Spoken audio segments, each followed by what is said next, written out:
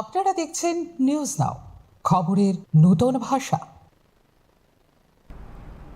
বৃহস্পতিবার আগরতলা প্রেস ক্লাবে আয়োজিত সাংবাদিক সম্মেলনে ছাত্রছাত্রীদের গুণগত কারিগরি শিক্ষার প্রসার এবং কম্পিউটার শিক্ষকদের নিয়োগ প্রক্রিয়া নিয়ে গুরুত্বপূর্ণ দাবি উত্থাপন করেছে অল ত্রিপুরা স্কুল কম্পিউটার শিক্ষক সংঘ।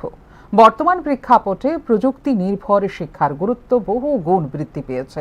সেই কারণে বিদ্যালয় স্তরে মানসম্মত কম্পিউটার শিক্ষা নিশ্চিত করা অত্যাবশ্যক বলে সাংবাদিক সম্মেলনে জানিয়েছে সংঘ। থার্ড পার্টির মাধ্যমে নিয়োগ প্রক্রিয়া চালু থাকায় অনিশ্চয়তা, বৈষম্য এবং প্রশাসনিক জটিলতার সম্মুখীন হচ্ছেন কম্পিউটার শিক্ষকরা, যা নেতিবাচক প্রভাব ফেলছে শিক্ষা সামগ্রিক মানে, জানিয়েছে কম্পিউটার শিক্ষক সংঘ। থার্ড পার্টি এজেন্সির পরিবর্তে সরাসরি শিক্ষা দপ্তরের অধীনে স্বচ্ছ ও স্থায়ী নিয়োগ প্রক্রিয়া চালু করতে হবে। এর ফলে একদিকে যেমন শিক্ষকদের পেশাগত নিরাপত্তা নিশ্চিত হবে, অন্যদিকে ছাত্রছাত্রীরাও অধিক দক্ষ ও দায়বদ্ধ শিক্ষকের কাছ থেকে মানসম্মত কারিগরি শিক্ষা লাভ করতে পারবে বলে সাংবাদিক সম্মেলনে জানিয়েছে কম্পিউটার শিক্ষক সংঘ।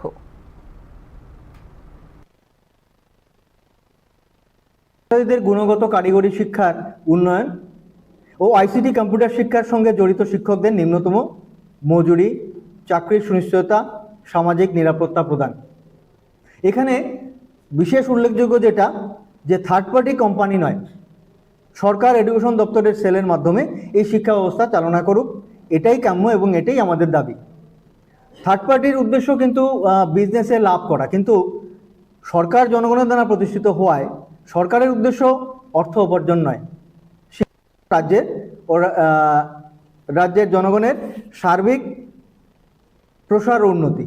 আর যেখানে আমরা আমাদের যশস্বী প্রধানমন্ত্রী ডিজিটাল ইন্ডিয়ার কথা বলেছেন, সেখানে এই আইসিটি শিক্ষা ছাড়া এটা সম্ভবই নয়। তো সেই উদ্দেশ্যে আমরা আগামী 11ই মার্চ 2026 আমরা রাজ্য সম্মেলন করতে যাচ্ছি। তবে সেখানে একটু কথা বলে রাখি, যদি বিশেষ কোনো অসুবিধা না হয় তাহলে 11 তারিখই থাকবে, না হলে আমরা 14 বা 15 মার্চ হতে পারে। তো আমাদের এই সম্মেলনের মূল স্লোগান হচ্ছে সেভ আইসিটি কম্পিউটার এডুকেশন। এই সম্মেলনে আমাদের সকল সদস্যগণকে সামিল হওয়ার জন্য আমরা আবেদন রাখছি।